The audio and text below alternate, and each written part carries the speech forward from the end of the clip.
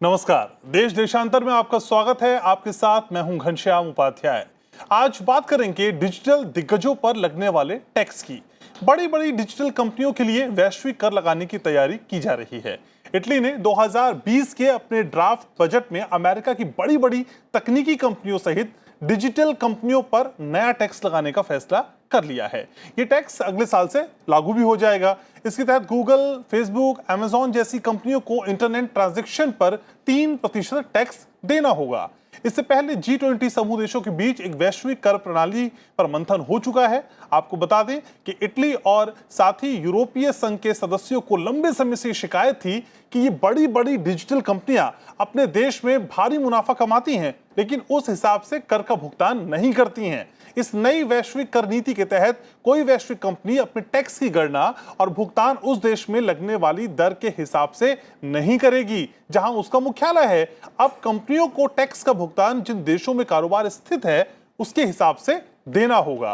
वहीं भारत भी Google, Facebook और ट्विटर जैसी बड़ी डिजिटल कंपनियों पर टैक्स लगाने की तैयारी में है। सरकार इसके लिए 20 करोड़ की सालाना आमदनी और 5 लाख से ऊपर तक के सब्सक्राइबर को टैक्स वसूली का पैमाना बना सकती है। डिजिटल कंपनियों को कर के दायरे में लाने की प्रक्रिया क्या होगी, कैसे डिजिटल कंपनियों से कर वसूला जाएगा और बांटा जाएगा और इसका असर क्या पड़ेगा, इन्हीं तमाम मुद्दों पर आज हम बात करेंगे। और हमारे साथ बात करने के लिए बेहद खास मेहमानों का खास पैनल जुड़ रहा है। तारुफ में आपका करा दूं, मेरे साथ ए के भट्टाचार्य साहब जुड़ रहे हैं जो संपादकीय निदेशक हैं बिजनेस स्टैंडर्ड के। सर स्वागत है आपका।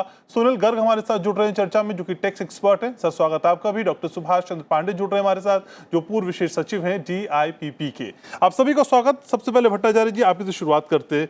डिजिटल कंपनियों पे लगने वाले टैक्स की असल में हम चर्चा कर रहे हैं। सर, बेहद सरल शब्दों में हमारे व्यूवर्स को जरा ये समझाइए, असल में ये कौन सा टैक्स है जिसका जिक्र किया जा रहा है?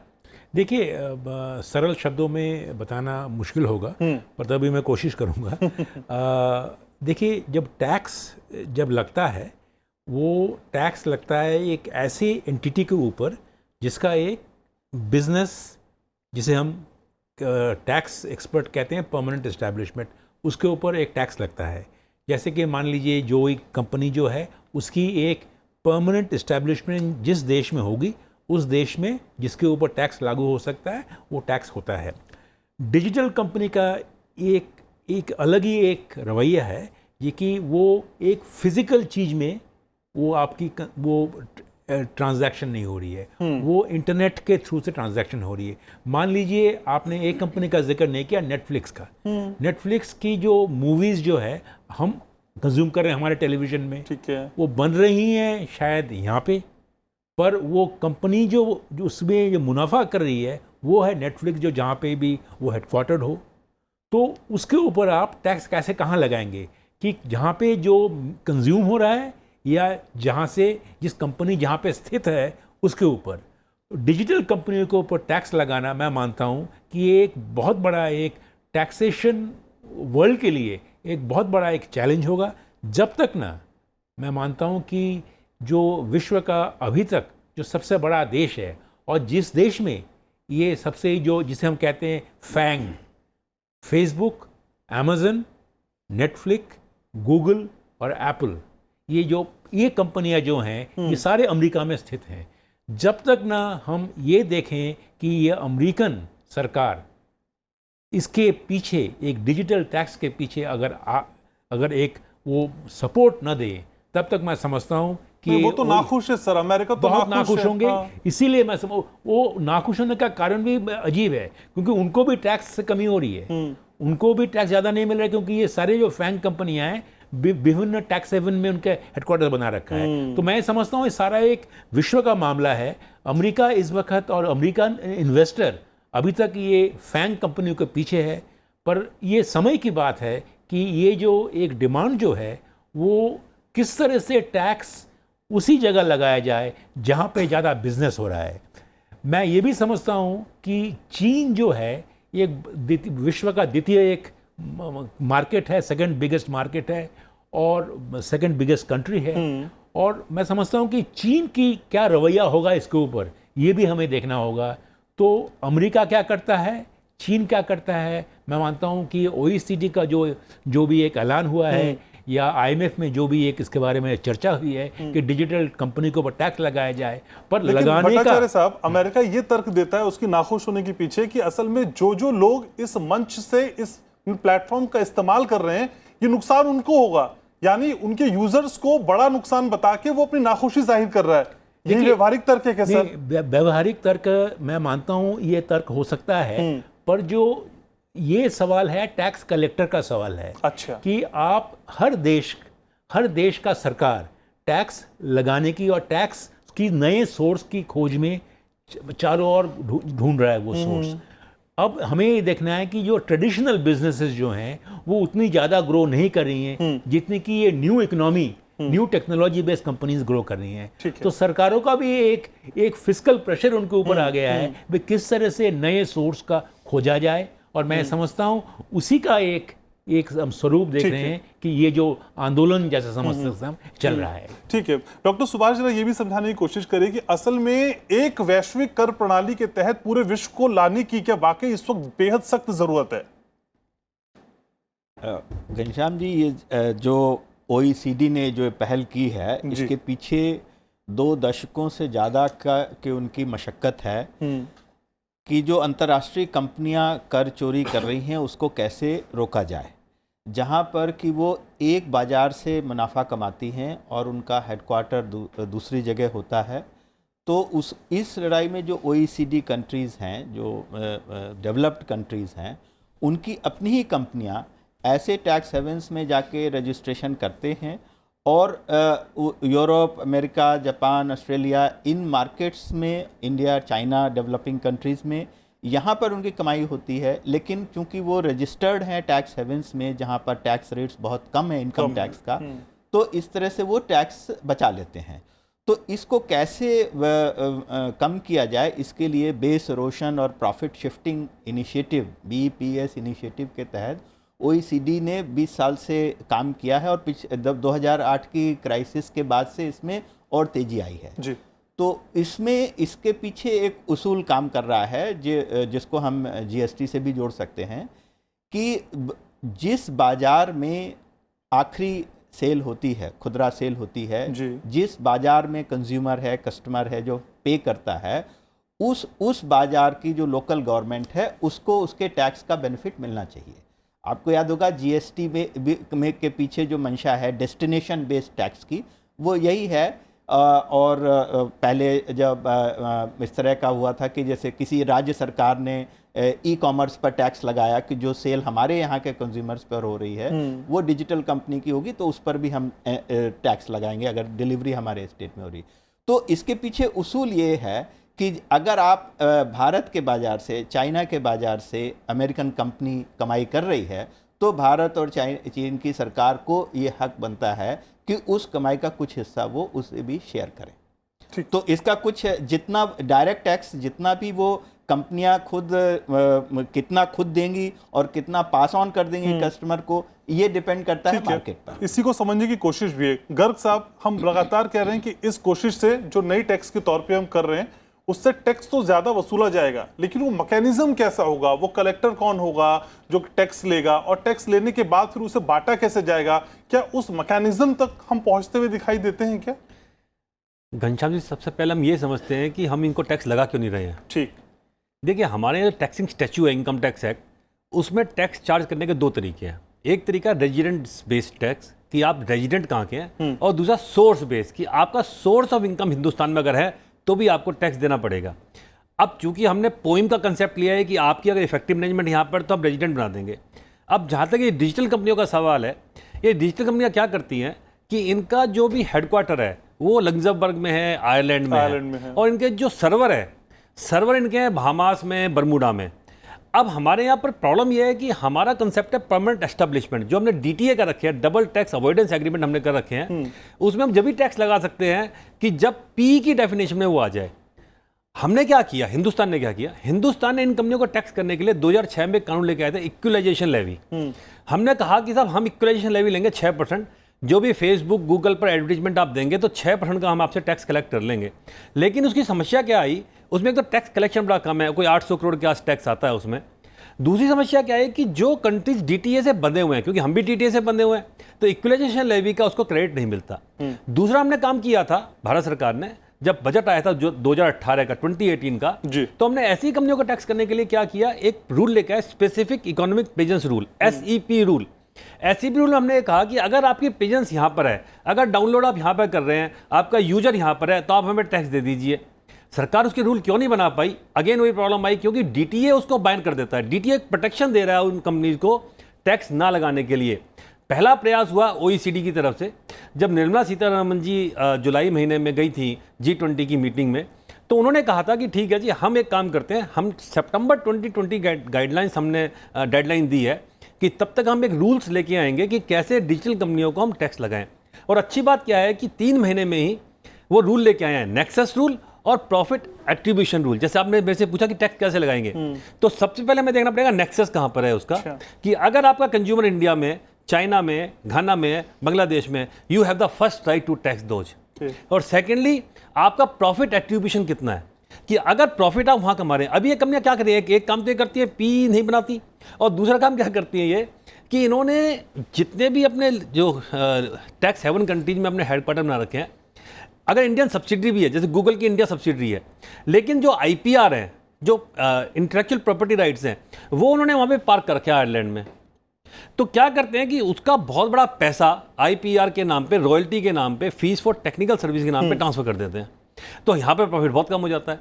तो सरकार दोनों फ्रंट पे काम कर रही है, क्योंकि अगर मान लो हिंदुस्तान की सरकार टैक्स लगा भी देती, जैसे मैंने कहा ना SEP हम लिया है 2018 में, प्रीमियम टैक्स निकाला पाए। जब तक OECD नेशन तैयार नहीं होंगे तब तक हम ये काम नहीं कर सकते थे। अब यूनाइटेड नेशन की, USA की क्या प्रॉब्लम है, टैक्स के 2 मॉडल हैं, कि OECD एक US model. US model resident based taxation पे डिपेंडेंट है, OECD है सोर्स बेस पे। यूनाइटेड स्टेट को लगता है कि रेजिडेंट तो मेरे ना सारे, तो मैं क्यों अपना टैक्स का शेयर उनको दूं। और हमारी जितनी भी DTA हुई हैं घनश्याम जी, वो ज़्यादातर OECD मॉडल पे हुई हैं। अब ये टसल चल रहा है।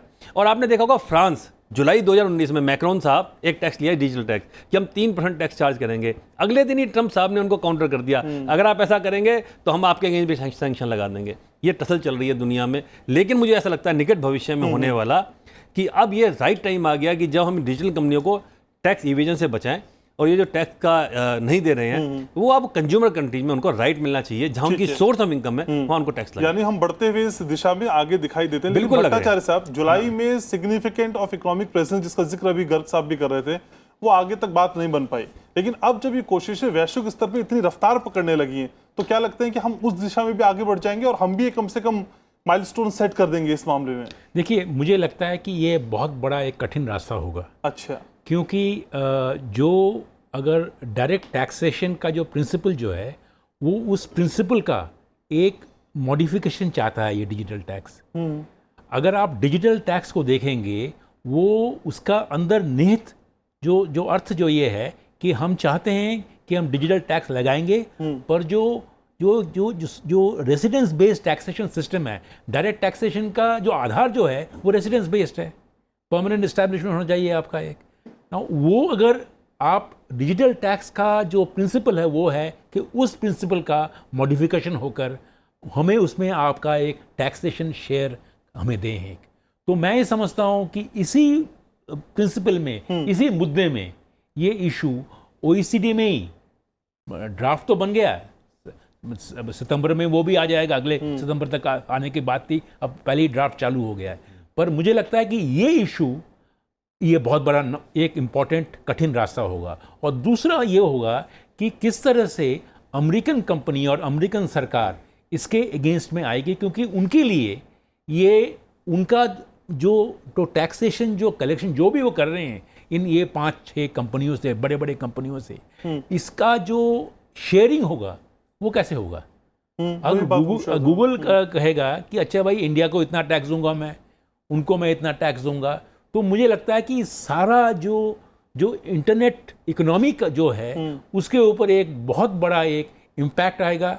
और उस इम्पैक्ट के लिए इंटरनेट फ्रीडम के जो बहुत उनके जो स्टेक होल्डर्स जो हैं उनका भी ऑपोजिशन आ सकता है। तो मैं ये मानता हूँ कि ये प्रपोजल तो आ गया है, ड्राफ्ट तो आ गया है, टैक्स एक्सपर्ट्स गर्ग साहब जैसे बोल रहे हैं कि वो भी एक रास्ता ढूंढ रहे हैं, पर इसका जो रास्ता होगा ऐसा कंटकमय होगा, ये हम आज शायद उसका हम पूरी तरह से उसकी एक अंदेशा भी नहीं लगा सकते हैं, क्योंकि ये एक टैक्सेशन प्रिंसिपल को मॉडिफाई करने की कोशिश कर रहा है। ठीक है, गर्ग साहब कुछ ऐड कर रहे थे, फिर मैं आगे बढ़ूं।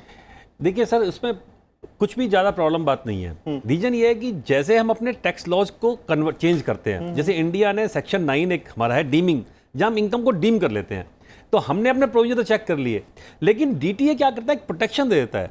अगर डीटीए चेंज हो जाएगा तो इसका मतलब है कि फिर तो आप टैक्स लगा ही सकते हैं ना। अभी भी हम डीमिंग प्रोविजन से टैक्स लगाते हैं। अब डीटीए को चेंज करने के लिए हमारे पास दो ही तरीके थे, या तो यूनाइटेड नेशन तैयार हो जाए, यूएसए तैयार हो जाए, या ओईसीडी तैयार हो जाए। अब क्योंकि हमारे ज़्यादातर टीटी ओईसीडी से हैं, हमने ओईसीडी मॉडल को अपना रखा है, तो ये राइट स्टेप है। अब ये मोदी जी का एक डिप्लोमेटिक स्टेप है कि ओईसीडी नेशन को तैयार कर लीजिए कि आपको भी तो नुकसान हो रहा है, जब आप अपना नुकसान क्यों कर रहे हैं। अब इटली टैक्स लगाएगा, फ्रांस टैक्स लगाएगा, तो फिर हमारी डीटीए फिर डिस्टर्ब हो जाएंगी। तो अब ये राइट पाथ पे चल रहा है, पहले राइट पाथ नहीं था। अब ये क्या करना है कि ओईसीडी के कन्वेंशन को ही चेंज कर देंगे। जो मॉडल टैक्स टीटी कन्वेंशन है, अगर वो क्लॉज चेंज हो गया तो क्या होगा कि हम जो एससीपी रूल्स हम ला रहे हैं, स्पेसिफिक इकोनॉमिक प्रेजेंस के रूल, वो लागू हो जाएंगे। जैसे ही लागू होंगे, हम डीटीए का प्रोटेक्शन हट जाएगा और हमको टैक्स करना चालू कर देंगे। तो ये एक ऐसा स्टेप है, और अब सारी दुनिया को लगने लगा है कि ये तो हम ये डिजिटल कंपनियां ना हमको टैक्स दे रही है ना आपको टैक्स दे रही है। मुझे समझ में नहीं आता। जैसे एप्पल का एग्जाम्पल लेते हैं, एप्पल क्या कर रही है सर, आयरलैंड में टैक्स है 12.5%, लेकिन आयरलैंड का एक पेक्यूलियर कैरेक्टरिस्टिक क्या है कि अगर आप वहाँ पर जाकर टैक्स टीटी कर लीजिए, गवर्नमेंट से बात कर लीजिए, तो उन्होंने टैक्स कर रखा है 0.05% पे अपने टैक्स को उन्होंने टैक्सेबल कर रखा है। तो एप्पल क्या करती है, जो यूएसए में काम करती है वो तो बिलिंग यूएसए से करती है, बाकी सारी बिलिंग एप्पल आयरलैंड से कर रही है। तो यूएसए को टैक्स नहीं मिल रहा, लेकिन माइट इज राइट वाली बात हो रही है। वो चाहता है कि यूएस चाहता है कि मेरे हिसाब से सारे कन्वेंशंस हों, लेकिन बाकी कंट्री जिस हिसाब से अब चल रहे हैं, और जो डेवलपिंग नेशन है एटलीस्ट, जहाँ पे कंज्यूमर बेस ज़्यादा है, अब राइट टाइम है कि हम इस मूव दिशा में आगे बढ़ें। ठीक है, तो डॉक्टर सुभाष, क्या अगर ये सही समय है जिसमें हम मूव आगे कर रहे हैं, तो माना जाए कि अगर ये बात आगे तक बनती है और सार्थक तौर पे दिखाई देती है, तो भारत को कम से कम बहुत बड़ा फायदा होगा क्या? क्योंकि विकासशील देशों की बात की जा रही है। बिल्कुल, इसमें विकासशील देशों का फ़ायदा है, और इसीलिए हम इस लड़ाई में ओईसीडी के साथ बराबर चल रहे हैं। इस समय ओईसीडी ने जो ये इंटरनेशनल कन्वेंशन बीईपीएस पर जो एग्री किया है, उसमें 85 देश हैं। तो जैसा गर्ग साहब ने कहा कि अगर हम एक एक से डीटीए को रिवाइज करने जाएंगे तो हमारे लिए बहुत मशक्क़त करना पड़ेगा, 85 अलग अलग देशों से हमको उसको होगा। लेकिन अगर G20 के झंडे तले ओईसीडी के इस पर अंतर्राष्ट्रीय सहमति बन जाती है, तो फिर वो एक साथ सारे 85 देशों के साथ डीटीए भी मॉडिफाई हो जाएगा। अच्छा। तो जो उसमें अभी है परमानेंट एस्टेब्लिशमेंट बेस्ड है, वो सिग्निफिकेंट इकोनॉमिक प्रेजेंस बेस्ड उसमें प्रोटेक्शन उसका नहीं रहेगा। तो बिना डीटीए को मॉडिफाई किए बिना आगे नहीं बढ़ पाएंगे। नहीं बढ़ पाए। तो डीटीए को अब ये कयावत इसी के लिए है, क्योंकि डीटीए जो अभी भी फ्रेमवर्क है वो अंतर्राष्ट्रीय सहमति से बना है। अंतर्राष्ट्रीय सहमति से जब वो मॉडिफाई होगा तो वो उसमें डीटीए में भी सिग्निफिकेंट इकोनॉमिक प्रेजेंस आ जाएगा, और तब जैसा कि भट्टाचार्य साहब ने कहा कि जो प्रिंसिपल है वो चेंज हो जाएगा, रेजिडेंस बेस से सोर्स ऑफ इनकम बेस्ड हो जाएगा। और ये एक बड़ी तब्दीली है आइडियोलॉजिकल लेवल पर, क्योंकि ये जो पहले के जो रूल्स लिखे गए हैं वो उस सिस्टम में लिखे गए हैं जिसने जो सोर्स ऑफ इनकम जो कंपनियां जनरेट कर रही हैं, जहां से कैपिटलिज्म की शुरुआत हुई है, तो उनके फायदे के लिए हैं। तो कैपिटलिज्म के रेजिडेंस कहां पर है उससे नहीं, कैपिटलिज्म का यूजर कहां है उसका गवर्नमेंट को बेनिफिट मिलना चाहिए। ठीक है, इस पर हम आगे बढ़ें। ठीक है, तो भट्टाचार्य साहब, ये कम से कम तय हो गया है कि आप फिजिकली कहीं हो या ना हो, लेकिन अगर आप व्यवसाय करते हैं तो फिर आप टैक्सेबल होंगे।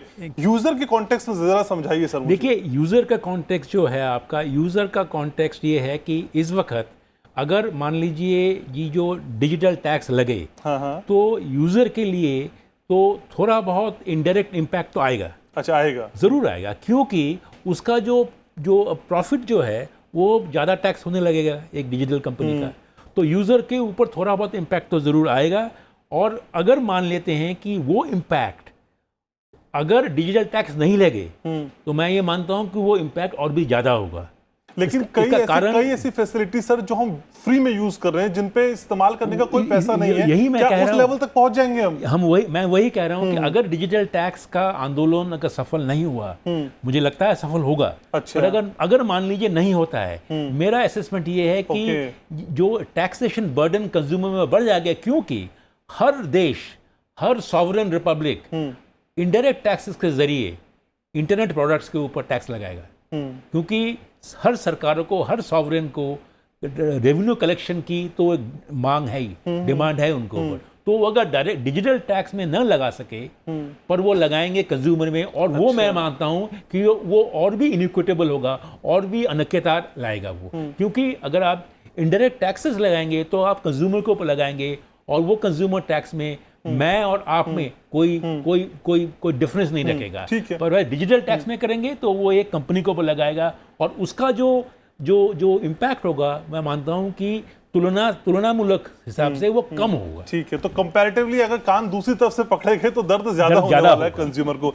लेकिन गर्ग साहब, असल में वो मैकेनिज्म कौन सा होगा जिसमें ये समझ में आ जाए कि देखिए हम ऐसे टैक्स नहीं लेंगे, अगर दूसरे तरीके से टैक्स एप्लीकेबल होगा तो ज्यादा नुकसान दे जाएगा, ये समझाएंगे कैसे सर? वो प्रोसेस क्या होगा? देखिए, पांडे साहब ने बड़ी अच्छी बात कही थी, करना कुछ भी नहीं है। ओईसीडी का जो आंदोलन शुरू हो गया, क्योंकि काफी देश उसमें आ गए हैं, आपको परमानेंट एस्टेब्लिशमेंट की डेफिनेशन को थोड़ा सा एनलार्ज करना है, कि फिजिकल प्रेजेंस की जगह आपकी डिजिटल प्रेजेंस को भी परमानेंट एस्टेब्लिशमेंट मान लिया जाएगा। तो जैसे ही वो डेफिनेशन एक्सटेंड होगी उस डीटीए में, तो ऑटोमेटिकली टैक्सिंग हो जाएंगी, जो इतना आसान भी नहीं है, जितना मुश्किल भी नहीं है। अच्छा। अगर आसान नहीं तो मुश्किल भी नहीं है, क्योंकि पहले तो ये प्रॉब्लम थी डेवलपिंग नेशंस की, हमारी, हम चलाते थे, अब उनको भी लगने लगा है कि हमें भी टैक्स नहीं मिल रहा है। दूसरा आपको करना क्या है कि जहां तक टैक्स का बात हुई, देखिए टैक्स शेयरिंग की बात है, डीटीए में टैक्स शेयरिंग होता है। अगर मान लो एक कंपनी ने, गूगल ने, फेसबुक ने हिंदुस्तान में टैक्स दिया, तो अपने कंट्री में उसका क्रेडिट मिलता है उसको, हम उसको कहते हैं टैक्स क्रेडिट मेथड। डीटीए का बेनिफिट ही है डबल टैक्स अवॉइडेंस एग्रीमेंट, कि अगर आपको इंडिया में टैक्स लग गया और आपको यूएसए में भी टैक्स लग रहा है, तो डबल टैक्स का अवॉइडेंस होगा। अवॉइडेंस क्या होगा? जो आप हिंदुस्तान में टैक्स दे के आए हैं, आपको उसका टैक्स का क्रेडिट मिल जाता है वहां पे। तो टैक्स शेयरिंग मेथड है ये, कि जहां पे कुछ टैक्स हम लेंगे और कुछ टैक्स बाकी कंपनी, जो अपना जो रेजिडेंट है जहां का, वो देखिए यूएसए में जो टैक्सेशन स्ट्रक्चर है वो रेजिडेंट बेस है। वो कहते हैं कि जो हमारा रेजिडेंट है वो सारी दुनिया की इनकम पे हमको टैक्स देगा, क्योंकि टेक्नोलॉजी यूएसए से निकली है। ठीक बात तो इतना मुश्किल काम नहीं है। अब सिर्फ प्रॉब्लम क्या है कि वो जो अपोर्शनमेंट ऑफ मेथड है, कि कितना प्रॉफिट किसको जाना है, who take the pie of the cake, who take the big pie of the cake, वो अभी डिस्कशन होना बाकी है। लेकिन एक राइट डायरेक्शन में हमने चलना शुरू कर दिया है, कम से कम ये ओईसीडी से और G20 की मीटिंग से निकल के बाद सामने। ठीक है, बोलिए सर। एक सवाल मैं और उठाऊंगा, वो है कि इस वक्त इस डिबेट में हमने एक कंट्री का जिक्र नहीं किया, वो चाइना कौन सा रवैया अपनाता है, कौन सा डायरेक्शन देता है इस डिबेट में, वो एक बहुत सर इंपॉर्टेंट कौन है, यूएसए की चाइना? सर मैं समझता हूं कि यूएस तो बहुत ज्यादा इंपॉर्टेंट है। अच्छा। पर चाइना की आप इंपॉर्टेंस को आप कम मत देखिए, क्योंकि चाइना के पास नेक्स्ट लेवल में जो इंटरनेट जायंट्स खड़े हो रहे हैं, आप अलीबाबा की बात कर रहे हैं, या बाइडू की बात कर रहे हैं, ये सारे जो इंटरनेट जायंट्स हैं वो भी ग्लोबल एस्पिरेशंस हैं उनके पास। तो मैं समझता हूँ चाइना का जो वॉइस जो है, अभी हम पूरी तरह से जानते नहीं है उनका स्टैंड क्या है। जिस दिन वो मालूम हो जाएगा, मैं समझता हूँ कि ये डिबेट और भी बाहर आ जाएगा, और देखना पड़ेगा कि किस तरफ से ये डायरेक्शन। जितनी आसान दिख रही रहा, शायद मुश्किल भी हो जाए। लेकिन डॉक्टर सुभाष, जाते जाते एक सवाल का जवाब से जाता हूँ कि सर जिस तरह की चर्चा हो रही है, जो बातचीत हो रही है, उसके बाद क्या हम भारत के कॉन्टेक्स्ट में कोई टाइम फ्रेम तय कर सकते हैं कि हम इतने समय बाद उस स्थिति में आ जाएंगे जब हम डिजिटल कंपनियों पे टैक्स लगाने की स्थिति में होंगे? देखिए, डिजिटल कंपनियों पर टैक्स लगाने की शुरुआत इक्वलाइजेशन लेवी के माध्यम से हो चुकी है। ठीक है ना। 2016 के बजट में हमने लगाया 6% टैक्स एडवर्टाइजिंग रेवेन्यू पर। ये एक इनडायरेक्ट मेथड है, और इससे जैसे बताया पिछले साल करीब 900 करोड़ की रेवेन्यू है। तो ये एक छोटी सी शुरुआत है। लेकिन जो हम अभी बात कर रहे हैं वो उसी का ही एक बड़ा, उससे ज्यादा हमें फायदा होगा। जी। तो इसलिए हमारी तो कोशिश रहेगी, क्योंकि हमारे तो टेक जायंट्स हमारे पास नहीं है, इसलिए हमारे लिए तो ये फायदे की बात है कि ये बात आगे बढ़े और डिजिटल टैक्स लगे। ठीक है, तो जो पहलू सामने निकल कर आ रहे हैं उसके हिसाब से कहा जा सकता है कोशिशें करनी होंगी। कोशिश अभी आसान दिखाई देती है, कई और पहलू भी हैं जिन पे चर्चा करना जरूरी है। बहुत शुक्रिया आप सभी का चर्चा में आने के लिए, जुड़ने के लिए, अपनी राय रखने के लिए। तो देश देशांतर में आज बस इतना ही। आपके सुझाव, आपके रिएक्शंस का हमको बेसब्री से इंतजार रहता है। आप हमारा ये कार्यक्रम यूट्यूब पर भी देख सकते हैं। आपसे मुलाकात कल देश देशांतर में। तब तक के लिए आप देखते रहिए राज्यसभा टीवी। नमस्कार।